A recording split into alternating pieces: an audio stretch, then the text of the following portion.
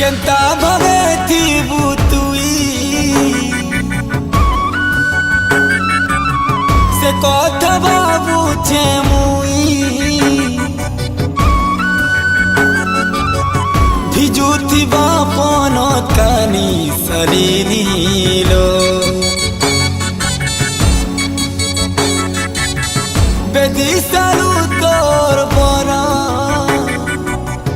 फिरी गला बोली जानी सलिनीलो मोहर कलो जाहे उचे हानी सलिनीलो दुख लागुछे तोर कथा सुनी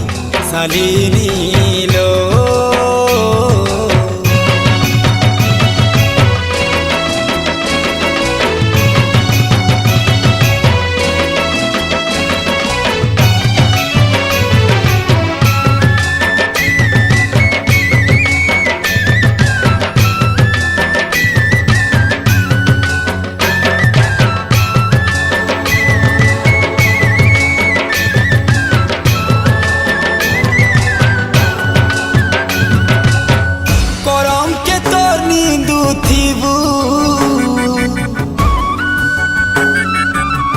कबाट कुने कांदू थीबू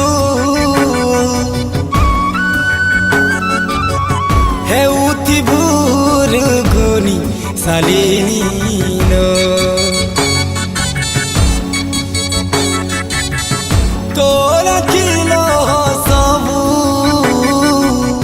छोए में घर पानी सलिनीलो मुई बुझुछे तोर परेशानी सलिनीलो सुखी थिबा मुह फूलदानी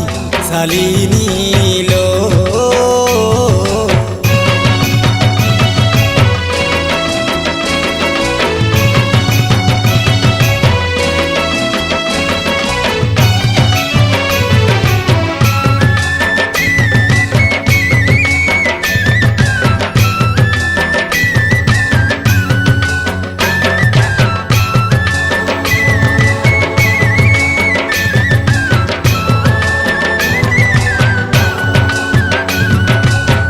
तोते भल पाउथिली